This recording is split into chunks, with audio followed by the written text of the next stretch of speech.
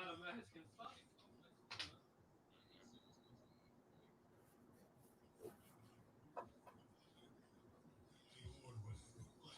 guess I'll speak then. Think about something. You should join me. Huh. You might need to talk. Me? You want me to talk? Yeah, you might need to talk. Okay, I can talk a little bit.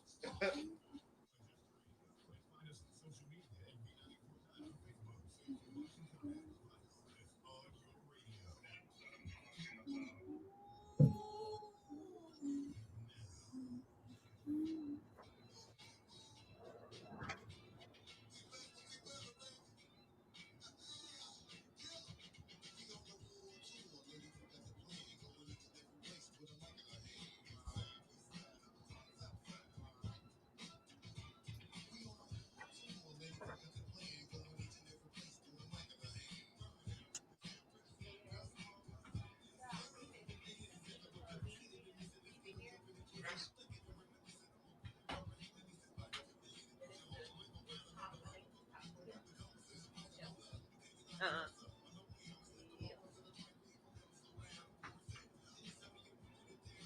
there a bigger? Is there an adapter? You sent me one. Go to the one above it. Oh, I see. I got Yep.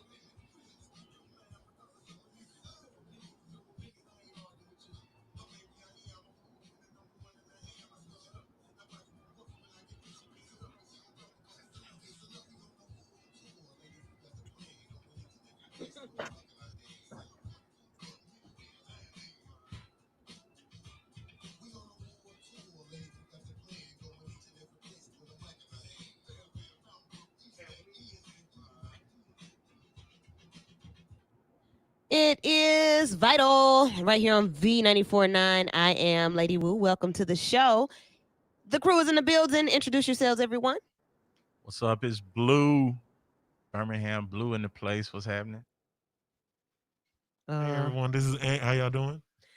Super producer Sturdy is behind the board with me. And we have special guest in studio.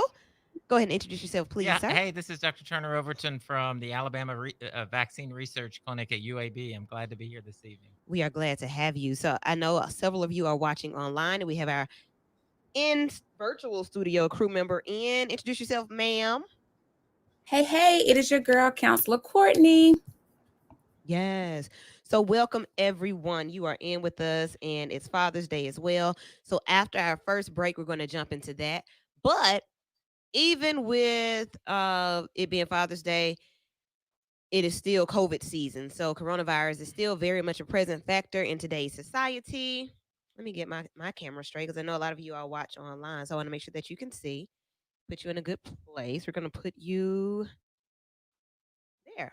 Is that better? Yes.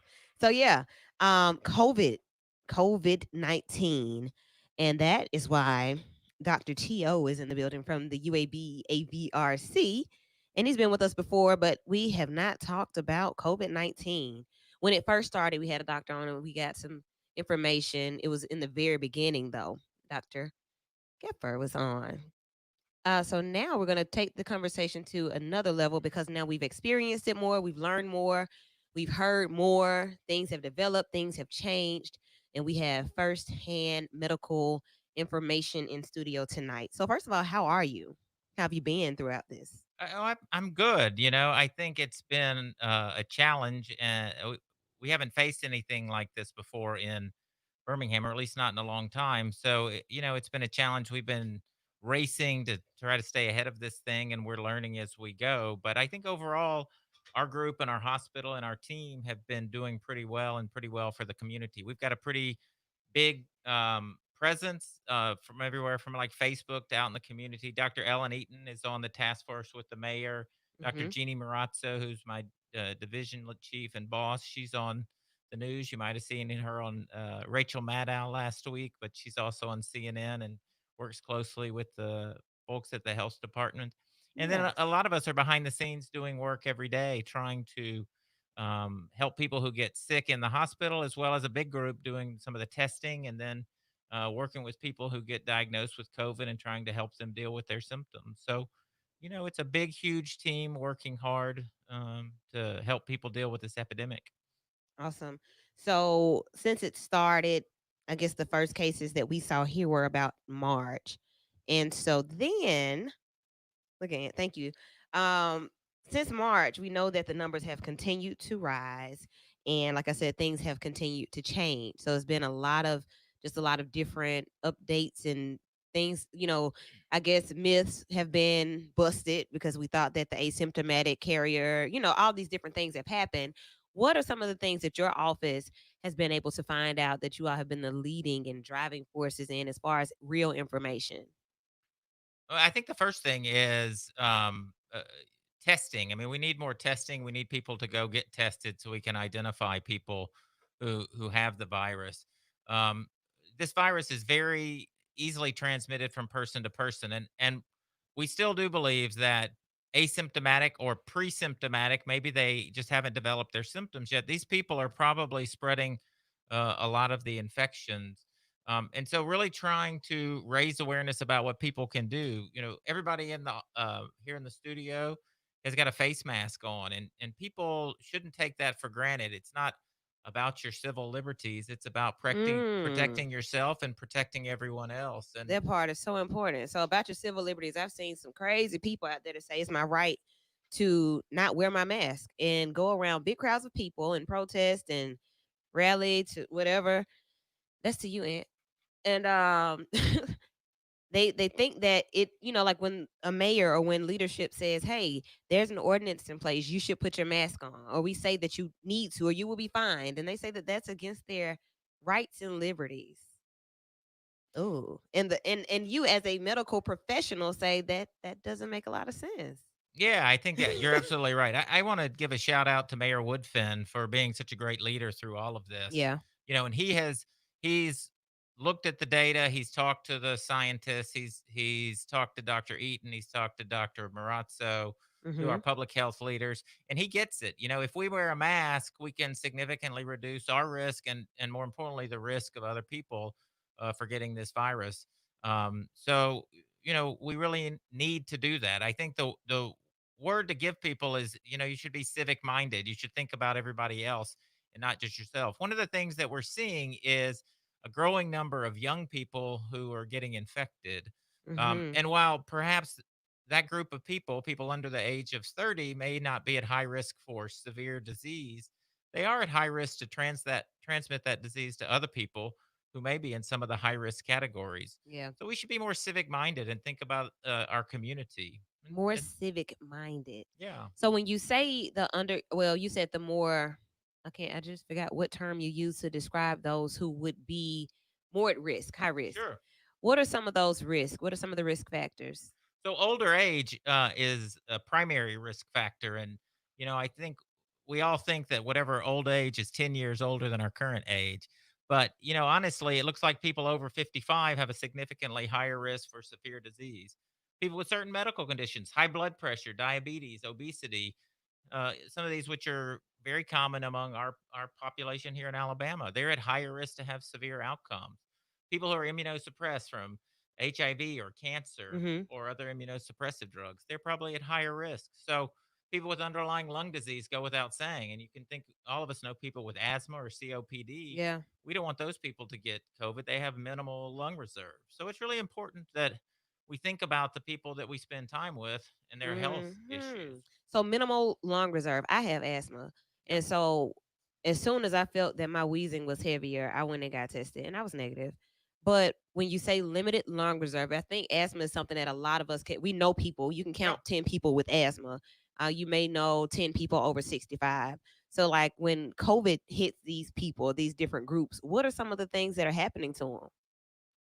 Well, they get just more severe disease, particularly more severe lung Oh, disease. right. So when you look at who is in the hospital, the people who have severe disease, the people who require ventilation, are Mhm. more likely to have high blood pressure, to have diabetes, to have underlying lung disease, to be older. So all of those categories put you at risk for severe disease. I got a question.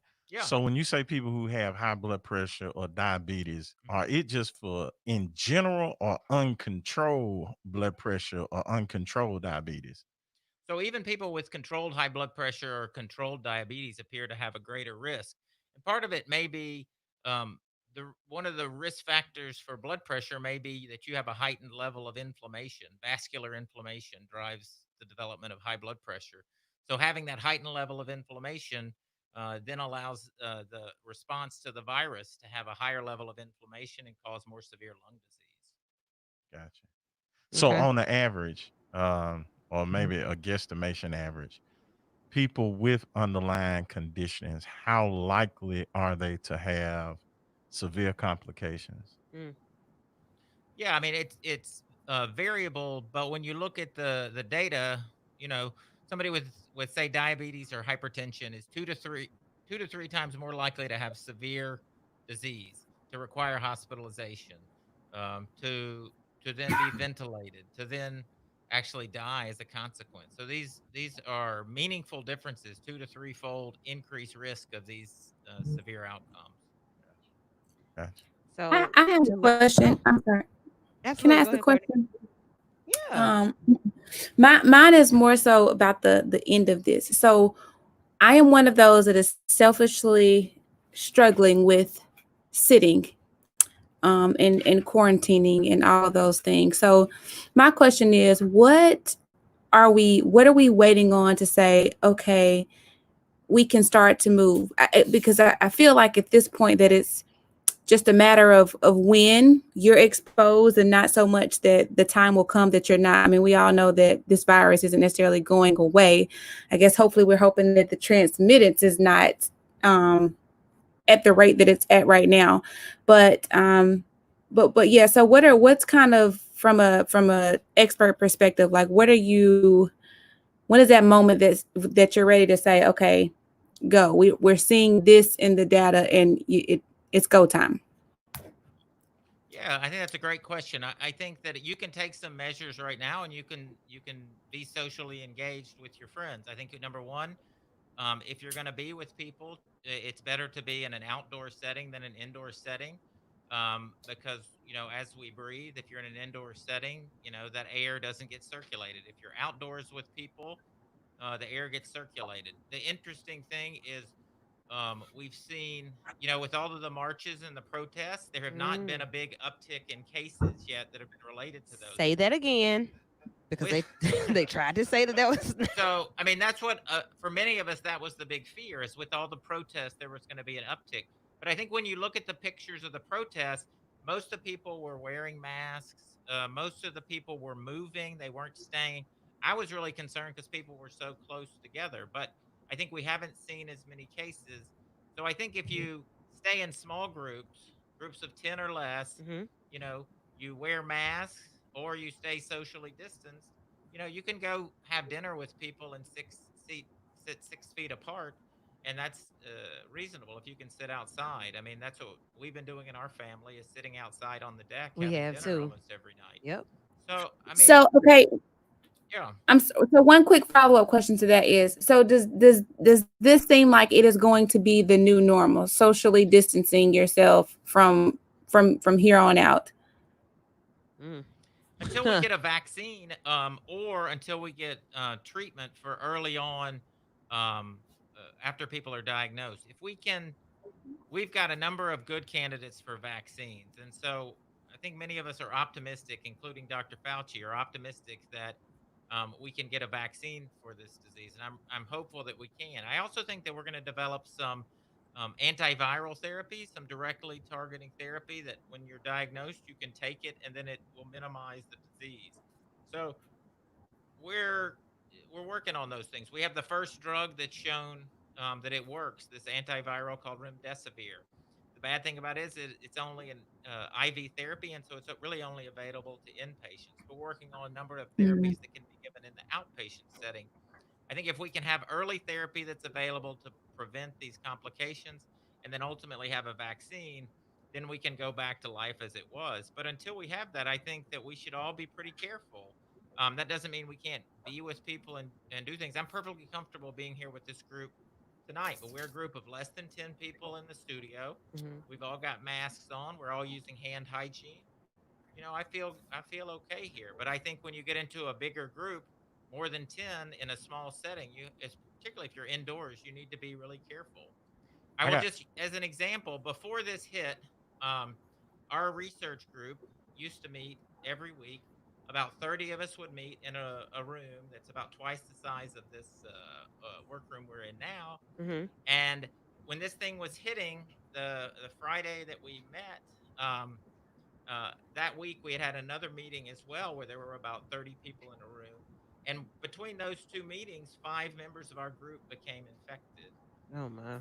Now, since then, when we're all coming to work, we're wearing masks when we're together. When we have meetings, we stay in less than groups of 10. And since that time, we've had 0 infections among our group. Awesome. So I think some really just careful, thoughtful approaches. You don't have to be. I like to think of it more as physical distancing, but social engagement. That's what I tell I people. like that. Okay. Right. Thank you. Blue. Yeah. I got a. I heard a lady. Well, I don't remember who it was. It was a news article that says when you're around people for more than 15 or 20 minutes, that's when the red flag should start going up. Um, have you heard that? Yeah, you need to spend a substantial amount of time with people, and what the exact time is, we don't know. But I think the CDC and many thought leaders have said 15 minutes with somebody being within 6 feet of them, because what happens then, and there's some cool videos on this. You can watch people breathe when we or talk. When we talk, we actually expectorate a lot. There's a lot of little particles that come out, and they've Hmm. done some cool videos you can see, and so those just kind of spread out, and that's how this virus gets transmitted. So if Mm. you're 6 feet apart, the way it spread is it's big particles, and so they drop down to the ground if you're more than 6 feet apart. So you need to be closer than 6 feet, more than 15 minutes, and just basically what that means is if you're with somebody who's infected, you're going to get enough virus into your respiratory tract that'll cause infection. So I want to ask a question to that point then. When you first started hearing about the importance of the mask and who should wear it and who it's protecting, if I'm wearing a mask, it's to protect you. That's right. That's what I heard. And you say that that's right. But if I am okay, well you said that was right and it made me forget what I was But going it to say. also will protect you some. That's what I was saying. But what is so by me wearing a mask here in the studio, I'm really protecting all of you. Now it will protect me to some degree, Mhm. but these masks aren't 100%. But when I breathe out, it really prevents the flow, and that's what there's some really cool videos. I'll be happy to send you one. Maybe you guys Yeah, can we'll put post it them up tonight. on the Facebook page, and you can see when somebody coughs. If they're wearing a mask, the cough doesn't go anywhere. But if I'm just sitting here and I cough, it will go all the way to that back wall. Even still with your mask on. Not with the mask on. With the So mask on, it just stops and it just kind of sits right here because this stops the normal right. flow. So if I cough right now, like at this point where I'm speaking into my mic, I guess just thinking about me protecting everybody else that's in the room is your responsibility to protect yourself. It's my civic duty to protect you. However, if you have on a mask and I do cough, then what? Aren't you protected then? Yeah, it does protect you some, but Okay. and it depends. So there's a lot of interesting work about masks, and different masks afford different levels of protection, and that is true. But wearing a mask, even a cloth mask, does afford some protection. Okay. And it Okay. turns out there's data depending on the type of cloth mask you're wearing. But if you wear a 2 layer or 3 layer cloth mask, that is as good as many of the surgical masks that you see out there. Okay. Awesome. So Any I other couple so I questions? got two questions. One, so I had this phobia that I feel like if I can smell your breath, that I'm possibly gonna get infected. Like I don't like breath, other people's breath already, but now I'm like so. I guess going back to saying that when people talk, what was that word you used? Y'all don't remember? Exacerbate. It's something like that. Whatever that means. I wasn't gonna assassinate the word, but I might have just done it. but There are some people who are close talkers, yeah. and I tell you, I think this may be one time when we can like use COVID to our advantage and be like, I don't need a close talker right now. Man. So and my next question. So you saw when I came in, I brought my Lysol Yes. wipes. He's been doing that And since March. like I have become obsessed with because I got a stash at home. I can open up a small store.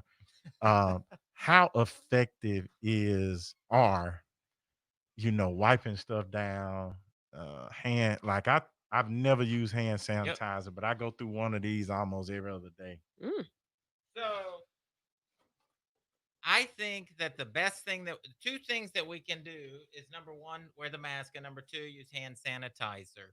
I don't think you can underestimate the keeping clean hands, because the average person touches their face 15 times every hour, they say. So just think you're just touching your face so much. So, just using a lot of hand sanitizer can be helpful. I also think, yeah, wiping down surfaces and keeping them clean. It looks like the risk of transmission from a surface is not as high as we were initially uh, afraid of. But, self transmission where you get it on your hands and then you touch yourself. So that is possible. So I think hand hygiene is a key role. And then, if it's your office or your desk, if you wipe it down once or twice a day, that's probably good. Um, one of the things that we've done at our shop is people are generally, not coming into people's space as much as they were before. But I think that you Mhm. just need to be mindful. And I think hand hygiene and keeping your space clean is very helpful. So yes, I think those things really do work. Hand hygiene is really critical. We know that from the hospital.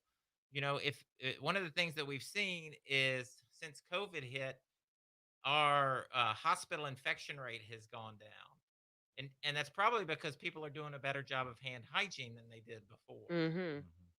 So people aren't just getting reckless and careless about COVID, how we thought in the beginning. At first everybody was super Yeah, intentional and very cautious and on point with, oh, I need to go and wash my hands and use hot water. I got to make sure that we were just really aware of everything. And then I think as time progressed, people got comfortable. Like, so, well, yeah, we've quarantined together. We've been together throughout the time. And, people got comfortable, and you don't know, everybody doesn't know someone that has died from it. Everybody may not know someone that has had, that has actually had COVID. So therefore, yeah, things are back to normal for us. We're back out. Who has released everyone to be able to be free and out and enjoying and celebrating and just free and clear of COVID-19? Who did that? Let them folks tell it the well, Constitution. that's a good question. Who, I like, think who that told us that it was over? I think that we've lacked leadership on a larger level. I think we've been very Mm, fortunate here in Birmingham to have Mayor Woodfin and the Department of Health with Wes Williford and Mark Wilson, absolutely. really doing a great job to maintain awareness. Mayor Woodfin has continued to push back when we're going to take away the mask ordinance. And I think that's important to do. I think, we've had leadership on a higher level, state or national level, tell us that the economy was more important than, people's health. And I sort of disagree with that. I think we have to be kind of safe in the way that we do that. And some states have done a better job than others. So the state of Colorado has been a very good example. Um, they have a much lower rate than some other states because rather than just open everything up at once, they kind of did a very staged approach. Hmm. Our state, unfortunately, we dropped the isolation recommendations, and people just really opened back up. And I will tell you, we've had some examples of where people have been at a bar or restaurant with their friends, and 4 out of 6 of those friends have ended up positive after spending a night out at a bar. There was Ooh. the family that went down for a family get together in Florida, a group of 17. I think 14 out of the 17 who spent time together all were positive. Oh So, my. I think one of the challenges is we get very, um, we feel safe around our intimates, right? Yeah. But if you're not spending a lot of time with them, you don't know where they've been. And so you just need to be mindful of that. I want to see those videos that you spoke of for that reason, because just like, you may be around some people or your older parents or whoever it is that you've been around and they've been in the house. And for the most part, you've been around, you can list the people that you've been around.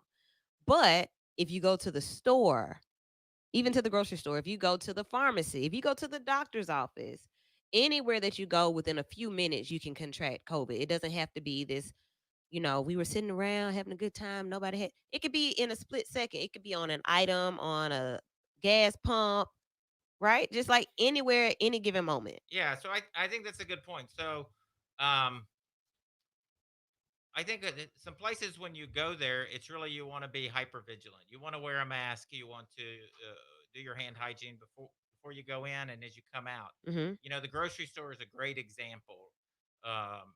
And I think one grocery store that is doing a really good job is Trader Joe's. I don't know if you guys ever go there. Haven't been in a minute. When you go, they only let a certain number of people in. You have to wear a mask, Hmm. and you hand hygiene. They give you hand hygiene. They wipe down their carts, and then the other place that I think is doing a really good job is Walmart. Walmart again, they wipe down the carts. They really encourage you to wear a mask. Yeah. They ask you to try to stay 6 feet apart from other people.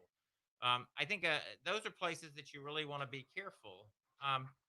My personal view is I'm not comfortable yet going out to restaurants, but I do want to support the restaurants. So we've been doing carry out a lot Hmm. to support restaurants. I'm a little uncomfortable about going to bars. I can tell you that.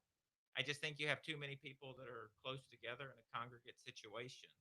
So I think once again, maybe having a couple friends over, go sit outside in your yard or in the driveway or on the deck.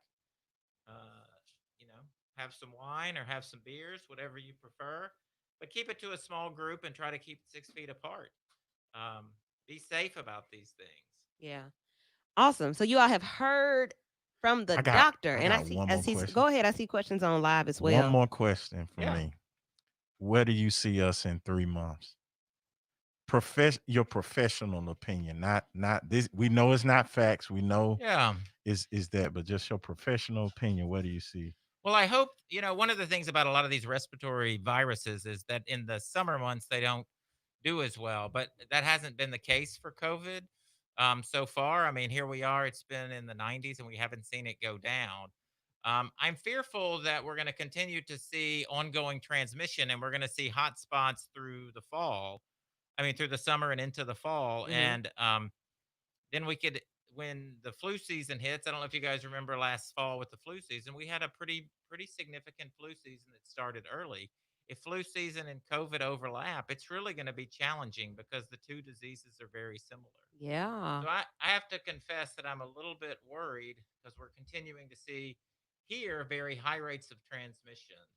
Um, so I have concerns, Blue. I got you. I see. You Blue. I'm concerned. I see. There's a comment on the live feed that says, "Have you all talked about the Tracker app?" So, do we have knowledge of the Tracker app and how accurate it is and what we're tracking? Has anybody tried it? Do you know? Yeah, the symptom tracker. All right. That's really a great tool. So, I think one of the things that you can do to monitor yourself, particularly if you're going back to work, being in groups, is be monitoring your symptoms. So, UAB Sue Feldman has started this online tracker app that is being used kind of all over the place, but a lot over Alabama, and you can track your symptoms and it'll actually alert you if you have symptoms that are concerning for COVID and direct you to get tested. So that's actually a great tool, and I really encourage people to use it. Thanks for bringing that up, Lady Wu. Shouts out to Carly Underwood. Carly had that question on live. Let's see. I see another comment here. My aunt Loretta says, "Stay safe, everyone, and pay attention." Thank you for that. This is one of those shows that gives you all of the information to help you do that. Let me see what this comment says. I can't see it on my phone yet. Okay. JB says, "But yet Trump wants to slow the amount of tests that are issued." And you wonder what that's about. Like, what? Why? Why? We need to test people, and we need to expand testing and Like, period. period. So we need more people to get tested, and if we can identify people early in the course of their disease, realize that there's a period of time between 3 and 5 days when someone has the virus and they're infectious, but they aren't having their own symptoms yet. Hmm. And so those are people who are I would call them super spreaders because they have the highest level of virus in their respiratory tract. And once they mount an immune response, they start to get symptoms. So we need to be vigilant if we're doing more testing. So let's just say, for instance, heaven forbid, Hmm. let's say I find out that I'm positive with COVID tomorrow. Then I'm going to call all you guys Yeah. and I'm going to tell you, you should go get tested. And so that way we can know if anybody here was infected. Y'all were in close contact. We've spent more than 15 minutes together. Now, granted, most of us are 6 feet apart, but I'm Mhm. just as an example. Then we could identify if anybody else had early infection, and we could prevent further transmission. So we need to have lots of testing um, to prevent the spread. All right. So if you need to get tested or you want more information about COVID from the AVRC and from Dr. T.O., how can they reach us or reach you guys, or what should they do? The first thing to say is there is a number that everybody can call to get testing at the UAB testing site. And so I would encourage people who are having symptoms and are concerned can call 205 975 1881. And that's calling UAB to get tested. And, there'll be a medical professional who will answer your call and help triage whether to get you ordered a test or not. But if you're having symptoms and you've had exposure, you should get tested, or even if you've had exposure. And the second number I want to give you is if you've been diagnosed with COVID um, and are interested in participating in a research study. So, just to take a step back, we don't have any effective treatments for outpatient yet. And we don't fully understand how to develop a vaccine for this virus. So, if you want to help us understand the immune responses, or you want to help us develop therapies, you can call 205 934. Hold on. I'm blanking. It's something 7777. Oh, 777. how could y'all? Oh, but it's 3 sevens. Look, I was gonna say now if it's just 7777, I No, know no. y'all didn't forget that. So what we'll do, we'll get the number gonna and get have the it for number you for you. after our But break. you- Yeah, we'll get it. We'll be back right after break, and then you guys can get the number and any other information, any other questions. We'll get those in before we move along. You're listening to Vital on V94.9. We'll be right back in just a moment.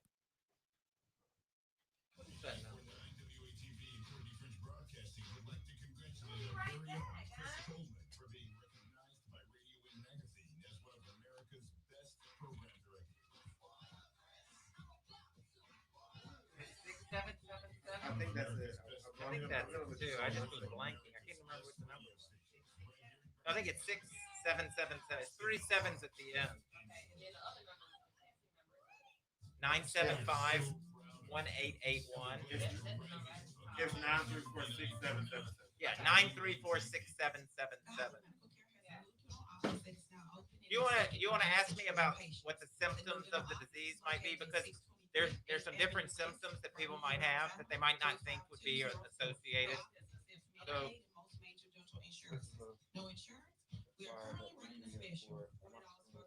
that's cool. I like that. That's cool. I like the posters. I think they're gonna look good. Oh yeah, the post is I was gonna add a little. I was gonna say put a little color on it, but I think the AD did it small. No, I think that was okay because you want it to be pretty simple Pretty- for people, right, because right. people are stressed when they go to the testing center.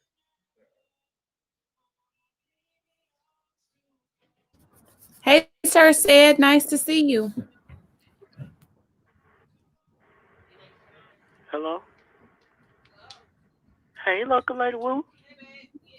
How you doing? You Huh? okay? Huh? You alright?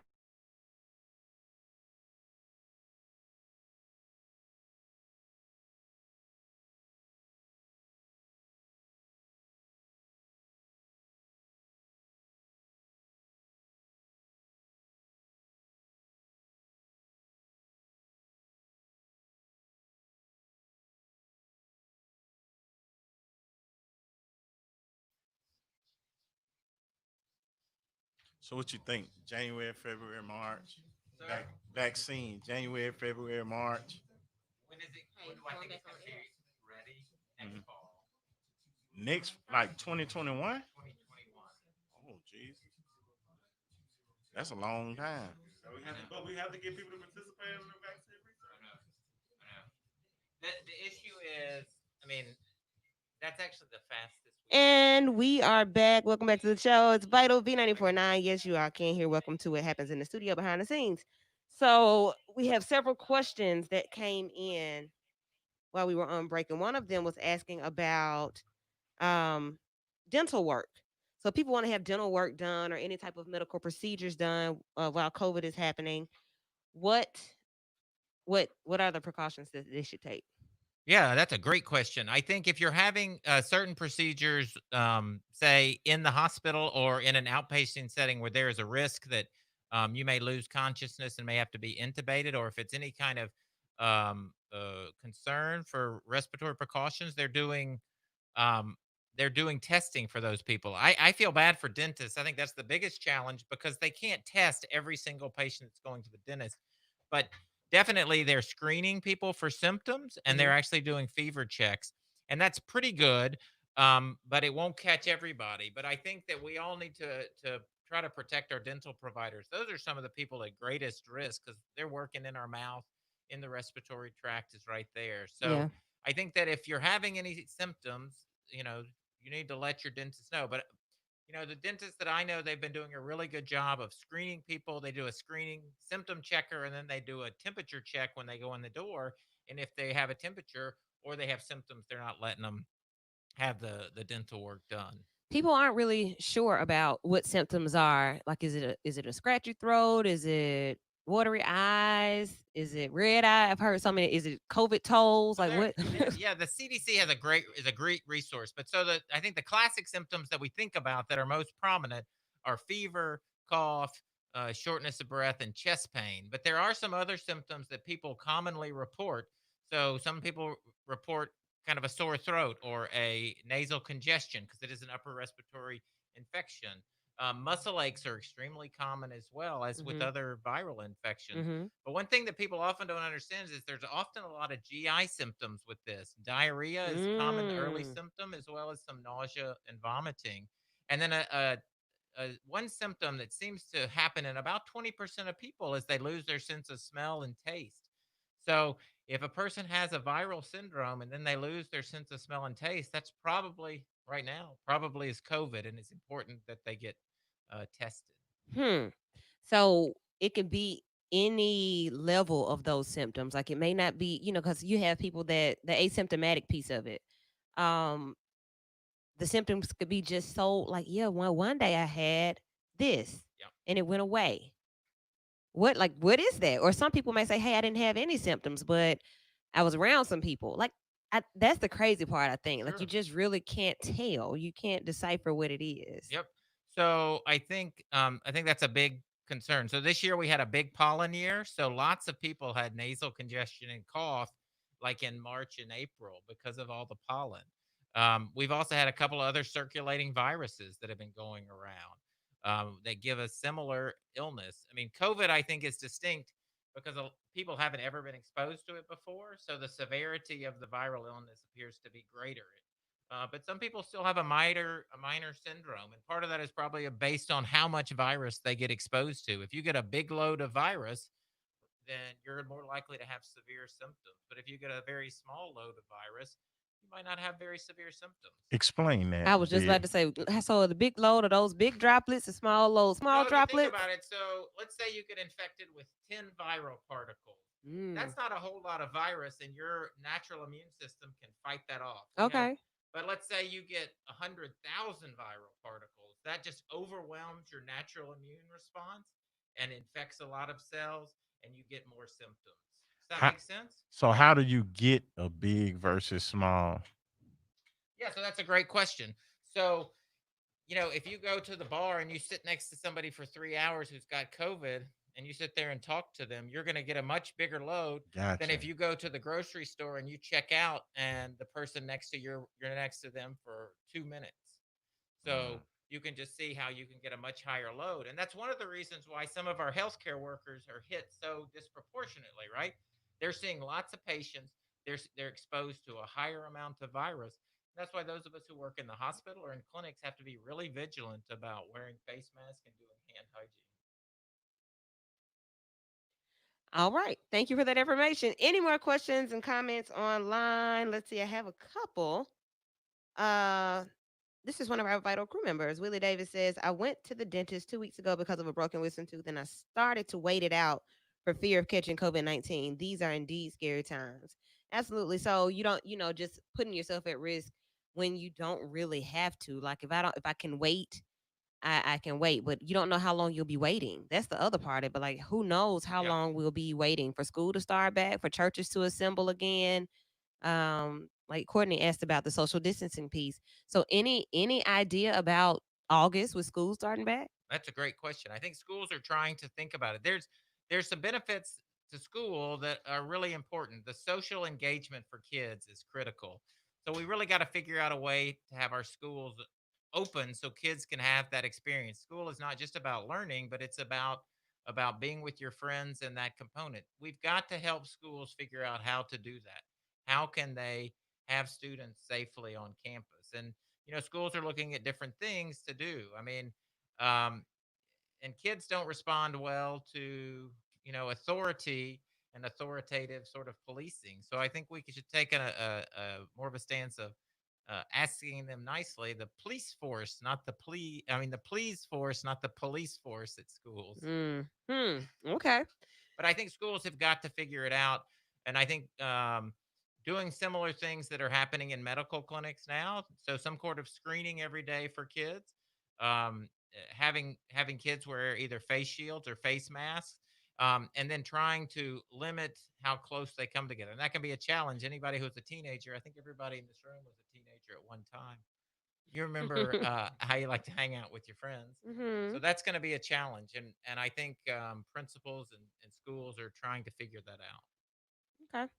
So really just trying to figure it all out. If you have any more questions that you all would like to ask of Dr. T.O. from the UAB AVRC, you have a few more minutes. We're just rapping about COVID. It's a COVID conversation because we've seen and heard so many different things from so many different perspectives, but we actually have the opportunity to have a local conversation right from over at UAB where the numbers are and the services are very much accurate. UAB is one of the top hospitals in the world, and we're glad that you're with us here on Vital. Yeah, thanks for having me. It's really- Absolutely.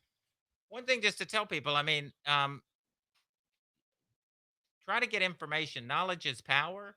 And so, you want to be safe, but the best way is to get good knowledge. Yeah, I think I really appreciate you guys having me on and getting to talk about the issues. I think that people should really be careful in what they're doing, but and so wearing masks, good hand hygiene, trying to stay 6 feet away from people. But that doesn't mean you have to be totally isolated and quarantined away from the world. You just need to be safe when you engage with other people and be That's thoughtful good. about the way that you do it. And we thank you so much for spending some of your Father's Day with us. You brought your daughter, so she got a chance to experience Vital, and I think she's ready to roll. Like, Dad, that was great, but now I'm ready to do something else.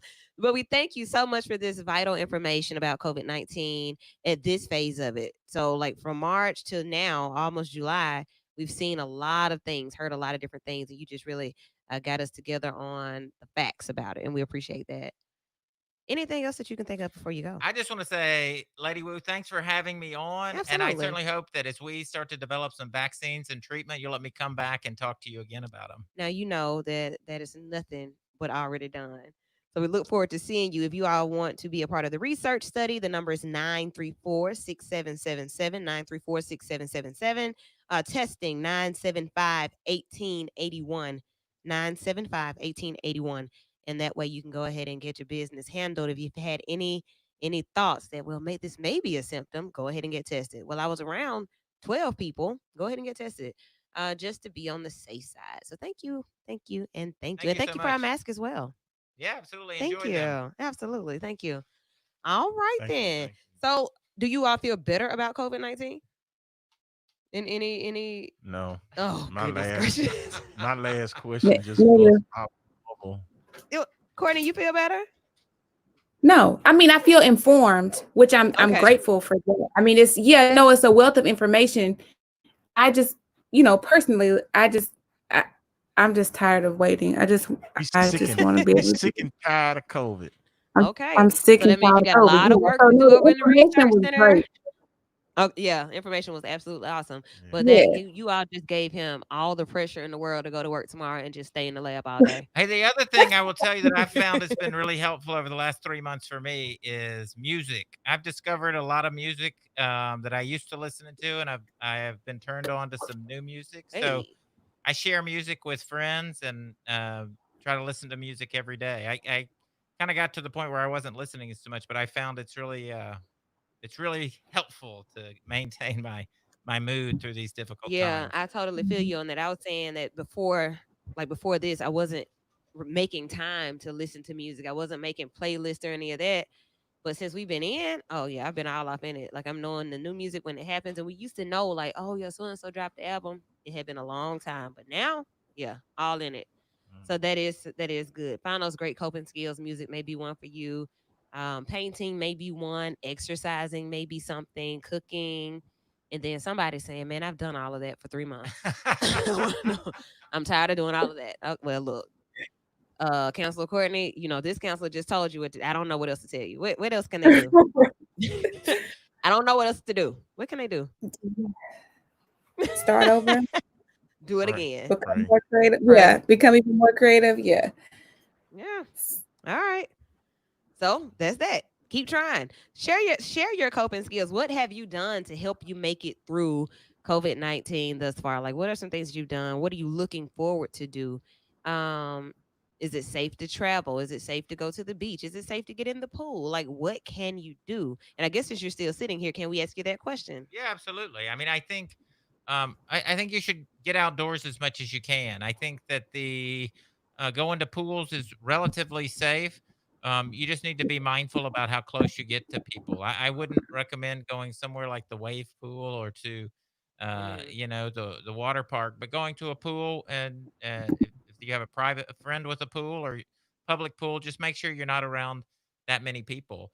Um, Being outdoors actually is very good. The wind moves the virus and it limits the ability of the virus to infect others. So if you'll practice that social distancing 6 feet apart, you can actually feel pretty comfortable about being out in social setting, an outdoor setting. wonderful. I just want to go put my feet in the sand and listen to the waves with my eyes closed. And if I have to have on a mask to do it, I'll put on a mask.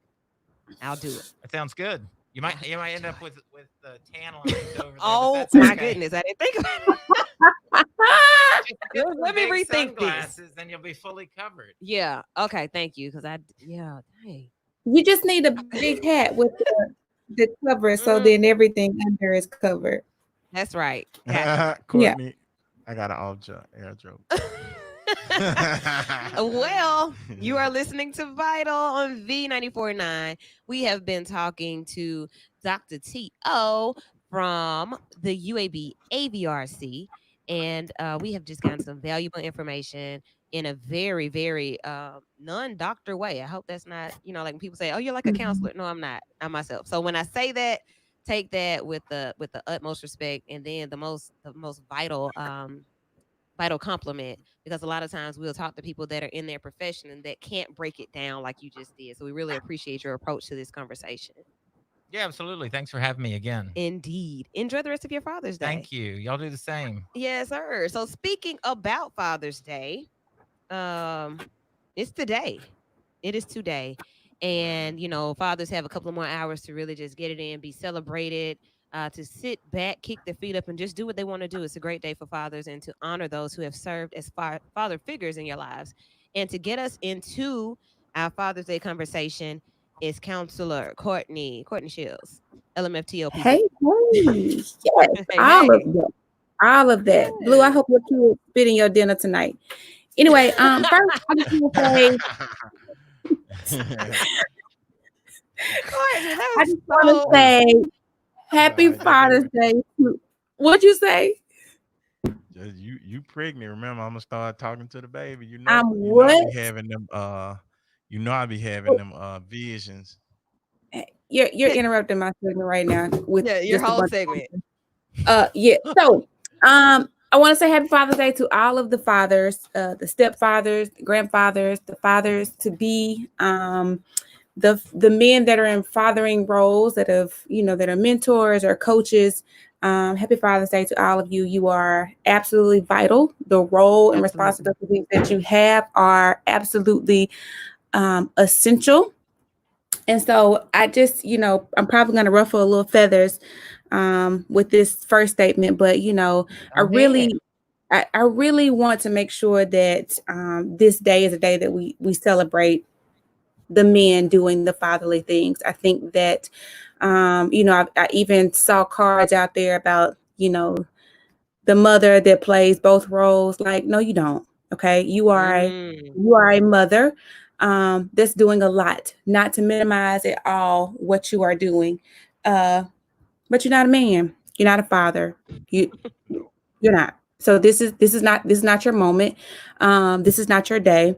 And I think it's just so important for us um, to be real with, the idea of that it really does just take more than just one. I mean, if this was Mother's Day and it was a father that was, the sole caregiver for his children, you're still not mama. So, I want to share a couple of things. I asked a couple of Black fathers that are associates and friends of mine, something that that came to mind for them is when they thought about fatherhood. So one of them said, fatherhood, the greatest joy with the greatest responsibility to teach, guide, discipline, and love a little person from birth to adulthood and beyond is a tough task. But most of the time, all the kid needs is your love, support, and presence. Those things cure a lot of mistakes we make along the way. Another one said, I think especially during these times, role of being a father of Black children is more important than ever in the interest of preserving pride in the history of where we came from and inspiring and shaping the future of our people. Two more. I think provider, protector, caregiver, hero, confidant, and role model. And then this quote says, a father is neither an anchor to hold us back, nor a sail to take us there, but always a guiding light whose love shows us the way. And then this last one was just straightforward. And I wish I had asked more questions about it because he said, fatherhood, I see it as an opportunity to give my seed what I had to pay for. So just some different perspectives there from some Black fathers. And one other thing that I wanted to try to, get some of you all's feedback on, but I was talking to a friend early this week that's going through an ugly divorce. And so she reached out to me about her son being able to see a therapist, and me more specifically. And I, was just sharing that, kids I think would do better with another therapist. Because anyway, and so Eddie came to mind, and you all, y'all are very familiar with Eddie. I think that he's such a strong therapist and such a good presence for young Black boys.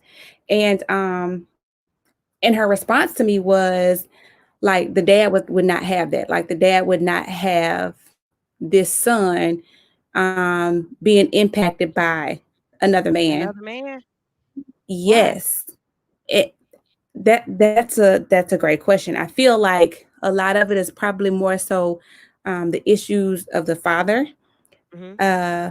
But I just thought, man, like, and this kid is definitely feeling the separation between the parents.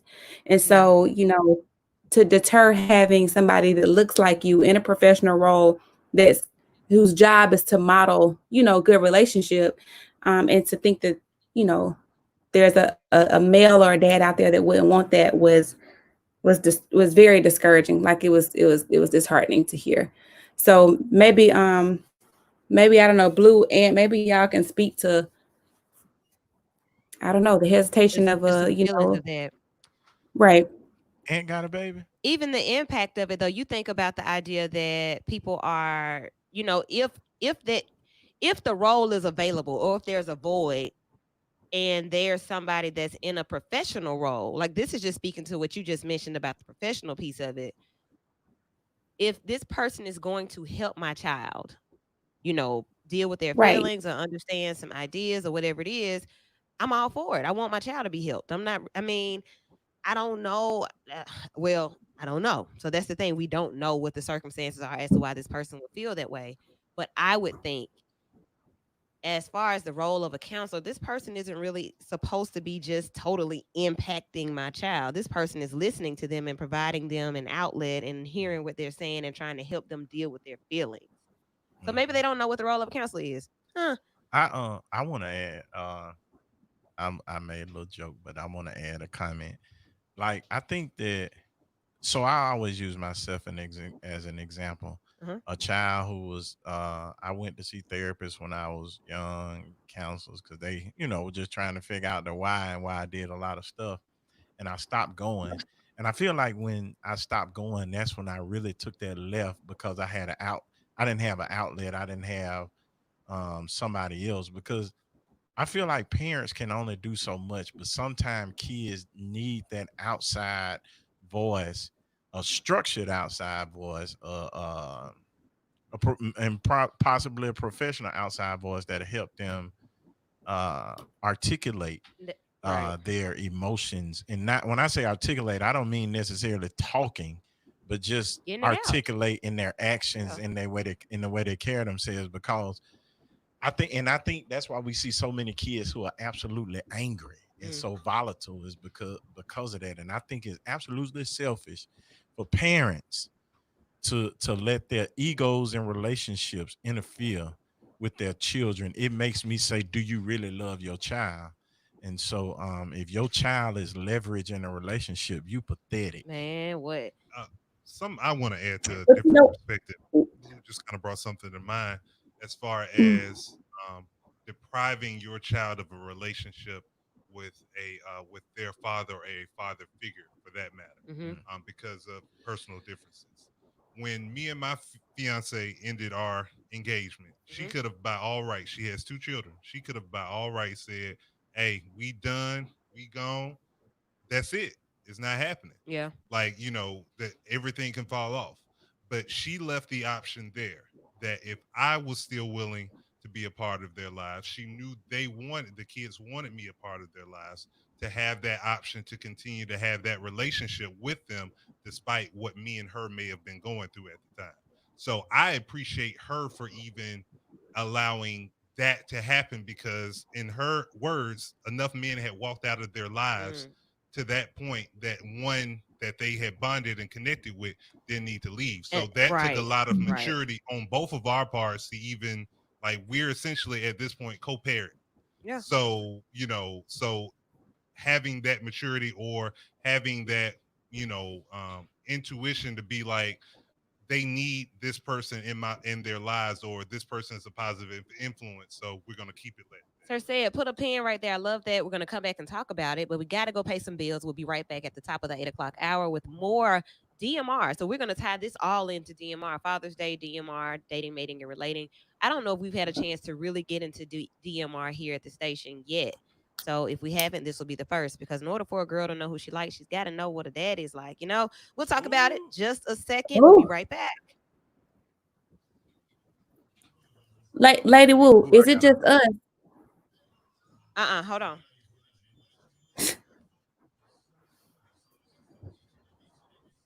look at her. She just waiting.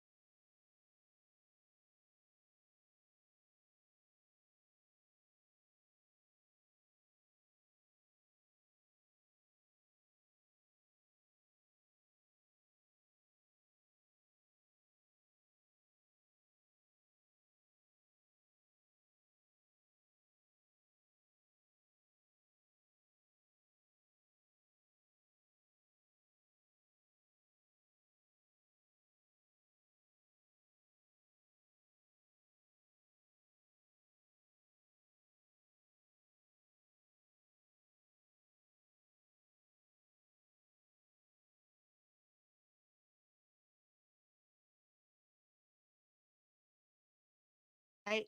And just keeping us in the know about COVID-19. We've also started talking about um, Father's Day in relation to and in connection to DMR. So DMR, for those of you who are just tuning in and just learning about Vital, DMR stands for dating, mating, and relating. And that's what we do all the time. We do it every day in life. We do it every day. We date, we mate, and we relate to people around us. We have to be relatable and we Mating. communicate all of Yeah. that. Really, Blue. So we do all of that. Counselor Courtney was talking about, she gave us several different examples in open, and I appreciate all of the ones that she shared. We just talked about the one in particular about a black father who didn't want his black son to be empowered, or what word did you use, Courtney? Impact. Impacted by a black male therapist. Like, ooh, okay. So we were talking about that. But then when you switch it to DMR and how important a father's role is, and just how important that is, period, when it comes to dating, mating, and relating. Courtney, I want you to start us off on that. Just the importance of the role of a father in that whole conversation. Yeah, so I think one of the things that is so important that and that is having a father role yourself, because when you don't have that, when you're not exposed to that, um a lot of times you don't know what that looks like or what it's supposed to be like. And so I forget exactly what Blue was saying before the break. Oh, we were talking about parents, or that don't Right. allow their Talking about kids right. to have that level of support system. And I think part of that comes from you not having yourself and not recognizing how vital it is to have those. So a lot of times we jump into relationships and we've had no modeling of it. All we know is that my mama wasn't around or my daddy wasn't around, and I don't want that. But Yeah. that doesn't tell you necessarily what it should look like. So that's why this day, and the celebration of this day is so important, because we need our kids to know what a healthy relationship looks like. And when I say, when we talk about dating, it doesn't even necessarily mean that if you guys have children together, that relationship ends in marriage. Uh, You need two whole people that can work together to parent children. So like here in said situation, it's the perfect scenario. You got two people that, although a relationship didn't work, they were healthy enough to figure out how to parent kids. So again, I think a lot of that though has to come from you being whole and you being able to deal with your own stuff, and not putting your stuff on the kids, and then them missing out on relationships that are essential. Absolutely. So your role as a parent, and then the role of people who serve in those spaces, and just how it impacts how we learn how to talk to people, how we learn how to love people. It tells us what we're voided on, so we didn't get the attention that we wanted from our father, from our mother, but particularly today from our father.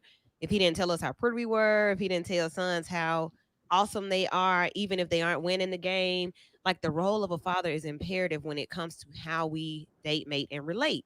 So I know Blue, it kind of already ruffled your feathers when I said the role of a father and his daughter. All right, so I'm on. You got me on. So check this out. This is the graphic illustration that I use when I talk to men about how important it is to be in your daughter's life. So y'all got to bear with me.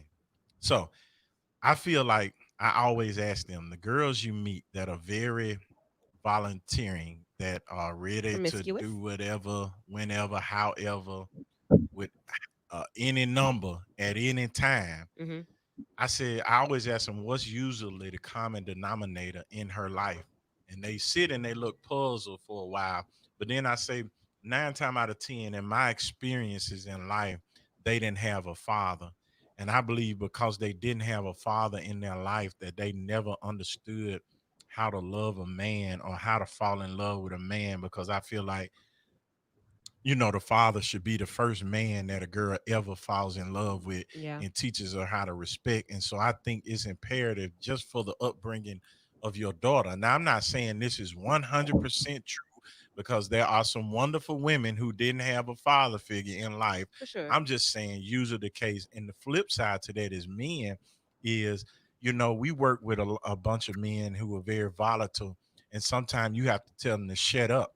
And I can usually tell the ones who didn't have a father in their life Mm. to tell them to shut up and sit down, because when you say that, they get so offended, they get so Mhm. aggressive. And I'm like, you've never had a firm hand of discipline in your life, and so now you have no control. So Mhm. and it's the thing, like Courtney said, I don't care how much you love your child, how much you do for your child. You can never, a woman can never, ever, ever, ever be a father to a child. It's not Right. possible. You can be a wonderful, excellent, all around mother, but you can never be a father and play a father role for your child. And usually the people who think they do end up making their son a boyfriend instead of a That's man. my little man. And he grow up and be sorry to another woman. Man, what?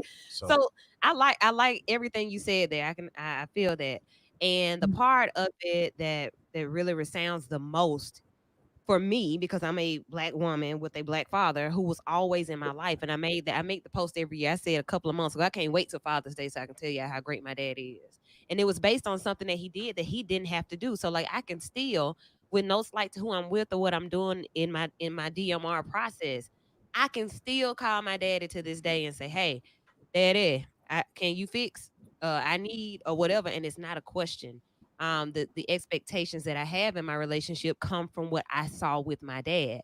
If I would have ever heard my daddy talk to my mother in a way that was disrespectful, maybe that would have been okay for me. But I didn't see that, so that's not okay for me.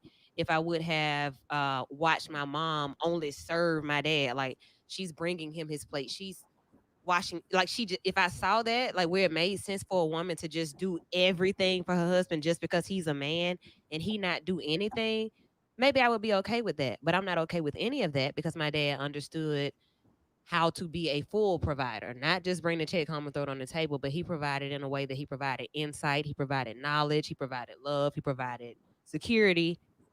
If I ain't getting that, I don't want it. and woo, man, listen, I got 4 children. I got a 22, 19, and I got 5 and 4. The older kids, I didn't raise them in the house, but I was always active in their life. Yeah. But I can't tell you a feeling that compares to waking up to my children every day, coming home to my children every day, smelling their stinky breath, telling me, "I love you, daddy," whatever they telling me. And so it's a privilege in my eyes to be a father. It's a privilege to be able to, like, when I teach. Yesterday they saw frogs by my house, Mm-hmm. and so yesterday I was dad because I taught them where frogs came from. And as simple as, what I'm saying, like, as simple as it sounds, I just think it's just being a father in your children's life is just priceless. You know what I'm saying? Absolutely. So I mean, I encourage dads, like, man, you cannot. And I said this at church today, well, on Web Day. If you can barely take care of yourself, stop bringing children in the world, Mm. because children deserve your best. They deserve better than what you have or had or got. Yeah. And so, it's just a disservice to kids to grow up in painful situations when you had a choice not to bring them into that. My older sons, they don't have what my kids are having because I was all over the place. Yeah. You had to mature. Right. And that's unfortunate, and I feel like unfair for them because Mm. they didn't ask to come up then. But that was a decision I made. So I'm just, I don't have no pity for no sorry daddy. And I'm gonna tell y'all this. One of my sons, I found out wasn't biologically mine 2 days after he turned 1. Mm. Same last name, same everything. But that's still my boy. He been my Absolutely. son from day one. And so DNA does not make you a daddy. You Mm-hmm. know what I'm saying? So it's just I love when I tell y'all, my greatest pain today is knowing one day I'm gonna have to leave them behind. Yeah. That's my biggest fear. And it's because I love them so much, but I'm gonna make sure everything that I got, know, and experience, that I'm pouring it out into them. So That's just beautiful. So to be able to hear it from a father, to hear it from a father from his own mouth saying, "Hey, I had to grow up. I had to mature. I love my children. I love all four of them, but I know that they've gotten different experiences." And I guess that's one of those things, like the way that we can tie this into DMR. Somebody that you dated 20 years ago may say something totally different from who you dated 10 years ago, who may say something totally different from who you dated 2 months ago. I mean, but if they can say that about you, that's a good thing. That's not Absolutely. necessarily a bad They thing. just got the short Because end of the I mean, it depends on when they caught the phase that they caught you in your development. They may not been that person that could push you or provide something to help you grow Mm, or help you develop. Blue state, he had it wasn't something somebody did for him or provided for him. It was him looking in the mirror one day and being like, man, I got to get this together because I got to do this, and the third. And despite what he may have had going elsewhere, the priority was always his kids. yeah. There's a lot of people that's running the street and doing stuff, and the priority is not the And kids. don't even know the You children's can't. birthday. You don't know the birthday. Don't know what grade they in. What Can't- school they go to? Not Oh, having oh, a simple conversation. and think because you buy your child a pair of Jordans Oh that my you goodness. taking care. Like man, let me tell you something. Man, my kids get shoes off the clearance table, and I could buy them whatever they want Yeah. right now in bulk numbers. But what is it? Gar animals. Yes. Garanimals. Every time I'm in, because my kids don't care nothing about stuff. They just want daddy. Yeah. You know what I'm saying? Well, I could buy. relationship. My kids were playing with cardboard boxes today with me. You know what I'm saying? What I was playing, Blue. She was making stuff like my baby. Hey, Can imagine. We But- played box today. we box today, and it wasn't even about the box. It was that my daddy was here with me, and my daddy was here, and I like making my daddy happy. So it's just, Absolutely. man, I love being a dad. I'm gonna say this. We did just a little dinner today, and I was thinking about it on the way to the station. Like, man, our dinner, it didn't really match. Like, it was. I did some, this is my dad. I did some steak and pasta salad, and then we were thinking like, so then what else? So some mashed potatoes, and then some stuffed eggs. Like, what? But everybody was, and some chicken breast, but everybody was full. It was, we're really small, so it was just Yeah. us celebrating my dad, and it was great. So it wasn't about any of that. The get every little gift, they were little gifts. Like, when people have everything they need and they give you everything they have, you don't really need much more. So it was the time.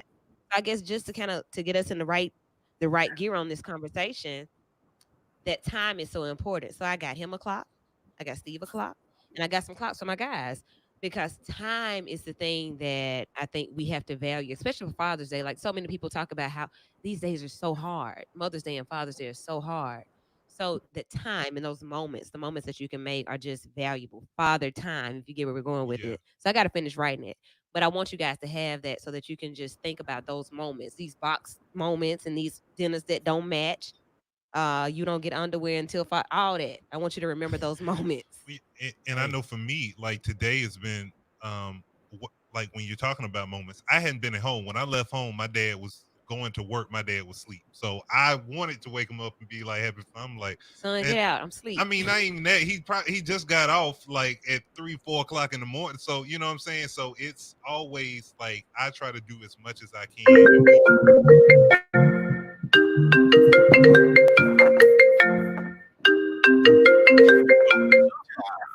You about to lose your job. Hey, sis. Technology. But yeah, just being not being there today. So I left work, came straight to the station. So Yeah. I haven't had that opportunity to say Happy Father's Day. Yeah. But just going through this process, like I'm finding out more and more how much I'm like him, because it is the hardest thing to get this man a Father's Day gift, because what he wants is expensive. And I Is think that how you about are? yes, Baby, you getting a like clock. yeah, like I'm fine You with know. I'm fine with that. I'm fine with the simple stuff and small gifts, and same thing with him. But when you ask me what I want, I may say, well, yeah, if you're gonna buy it, go ahead and give me a pair of AirPods. Oh my A new MacBook would be fine. Like the stuff, like it's a technology and cars are his thing, Yeah. and that has been ingrained in me. Yeah. So my dad is, like I say, has always been a man's man to me. because he always works so hard. He doesn't get new pairs of shoes. Mhm. He doesn't get new clothes all the time. When when he gets when it's time to get a new car, my mom always gets. My dad has never had a new car ever since they've been married, because anytime they get a new car, she gets a new car. He takes the car that she's had. So it's so much that I've learned from him about how he sacrifices and what it means to put your wife and your kids up there on the pedestal and Yes. making them a priority. So times looking back when he would miss little league baseball games, he would be at work. It's not that he didn't Yeah. want to be there. Wow, I He share putting that. in hours. Yeah. So when I was younger, I'm like, man, I wish he was here. Yep. But at the same time, I understand now why he couldn't be there. Right. I think about that for us too. We look back at these home videos like, Daddy, where were you? And now we don't even have to ask. We know exactly where he was. He was at work, and he worked at the railroad, and he pastored. So a lot of times we would be having these different events. He'll be there for a minute, wave to the camera, say something funny, and then he was gone. But then the next day we got the camera rolling again. He popped back in with his overalls on, ready to go back to work. So that's what we see. That's what we saw. So it's so important to give your children something to see, something to look forward to, even if it's just that, hey, I want to be like my daddy. Yeah. And that's Even why if it's Woo, sad. you got about 100 jobs, before COVID hit. You was working. Oh. No, I'm just Look, saying, oh, like yeah. like your work Yeah. ethic. Like every time I turn around, Woo was doing this, Woo was doing that. I was like, Woo busy, and so see, that's like, to me, if you're not pouring into your child to where they have the same, they gonna get whatever ethic you got. Oh yeah. Yeah. You For know what real. I'm saying? Like, and so that's why your parents went to college. You Yeah. went to college. Your parents are social people. You're a social person. It's just, and like Sid was saying, it's amazing when you start looking at yourself. I'm gonna tell you what's even more crazy. When you start seeing your kids doing stuff that you did and acting like you, that's like, man, Like, what is happening? yeah, like, man. So Yeah. I mean, it's just, I ain't getting nothing today either. Said, like, I got breakfast in bed, and I got these papers, and I got some, man, my children breath stinks so bad. Oh my goodness. Oh. Blue. But I got a lot of kids that, like, they kiss daddy down this morning. I don't care, but I'm just saying, I'm like, well, they love daddy because, an all W word. Where you going? What we doing today? But my kids, I like all that stuff. I just love it, man. Like I love it. I kiss my son. I think I'm gonna kiss my son, not in the mouth. Until he slap you, Dad, don't kiss me. Nah, he ain't better not tell me bet that. he- I bet he will. No, I bet like he will. It's coming.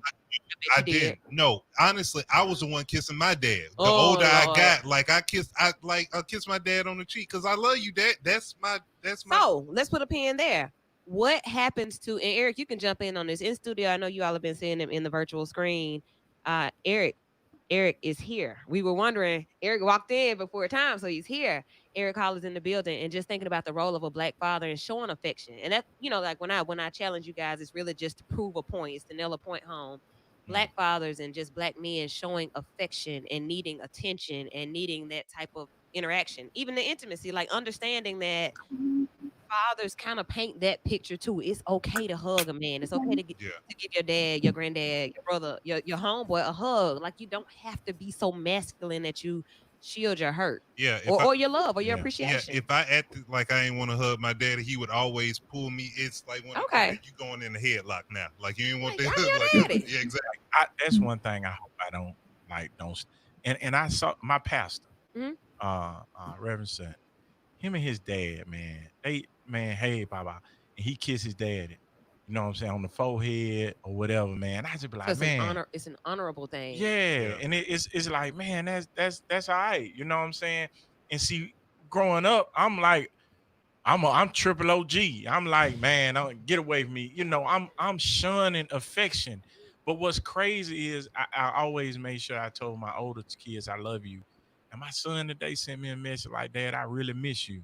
I was like, man, like, it's the one. Now I'm telling y'all, the one that, I don't mean to throw this out there, but the one that's not biologically mine show me way more love than the one that's mine. You know what I'm Yeah. saying? I'd be like, bruh. But anyway, it don't matter.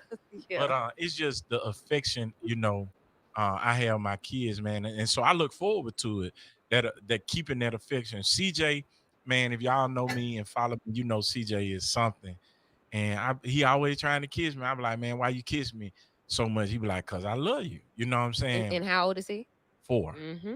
You know what I'm saying? Mhm. Like it's just man, I don't understand how people don't like. I mean, you don't have to be rich to enjoy being a father. You don't have to Nothing. stay in a certain neighborhood to be a father. You just your Present. children just want you there. Like every son wants to impress his dad.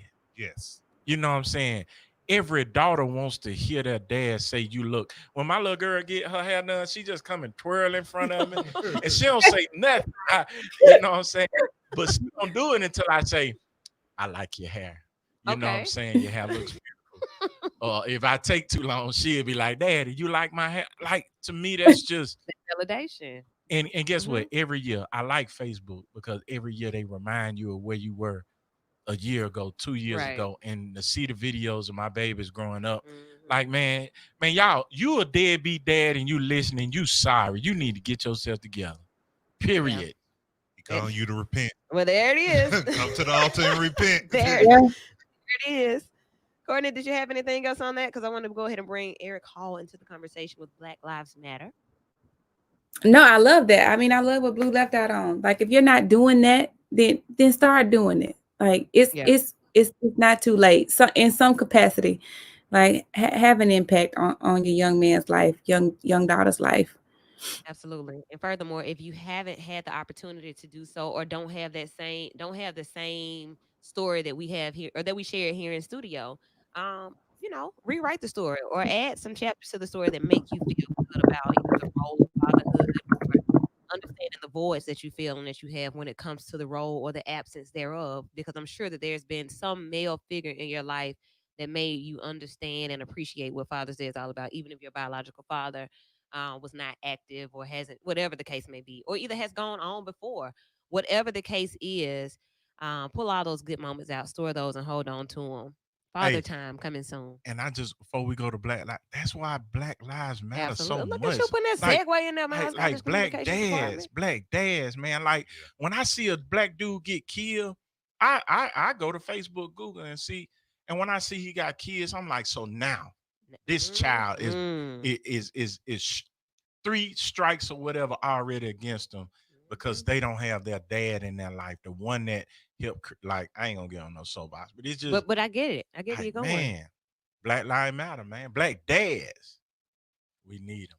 Get them shirts made. Everybody got a black son right there where lives is. Everything black therapist matter. But we got them all right. Yeah, they've been doing it. So Eric Hall is in studio.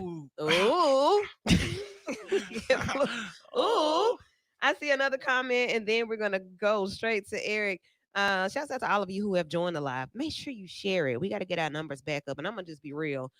Making a move. Like when you move, y'all know, like when you move houses or anything else, you may misplace something. So some of our viewers and listeners may have been misplaced. Here we are. Hey, I'm here.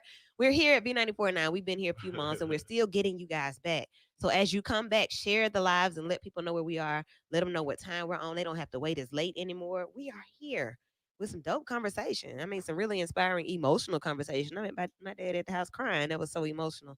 Willie Davis says, for those men who don't have biological kids like myself, I love when my nieces and nephews tell me that they love and thank me for being the super uncle in their lives. Shouts out to Willie Davis. And I do know a lot of men like that, teachers. My uncle is one of those. No biological children, but had every child that he teaches, that's my child. These are my children. So that is very important. Yeah, my nephews, like, those my dudes. Yeah, So, we love our uncles. So thank you for that. Mr. Eric Hall, Black Lives Do Matter. And we have learned, if you didn't know it before, right now, you definitely know it now. Let's get straight to the conversation before we go to break. We got about 2 minutes and then we're going to jump out and we'll jump right back in. But welcome. Thank you. First of all, welcome. Appreciate it. Yes, sir. Glad to be a part of this vital show. Absolutely. It's been a minute. It has Definitely been a has minute. been a minute since the last time I've been on, but definitely glad to be a part of it. And, you know what I'm saying? Kind of share my thoughts about what's going on and why things are absolutely vital in this moment. Look at you. It's easy to pop up in the hood, though, right? You ain't have to jump off somewhere and go. I'll be there at 8 o'clock. Got here early. Didn't even have to fight traffic. Awesome. Awesome.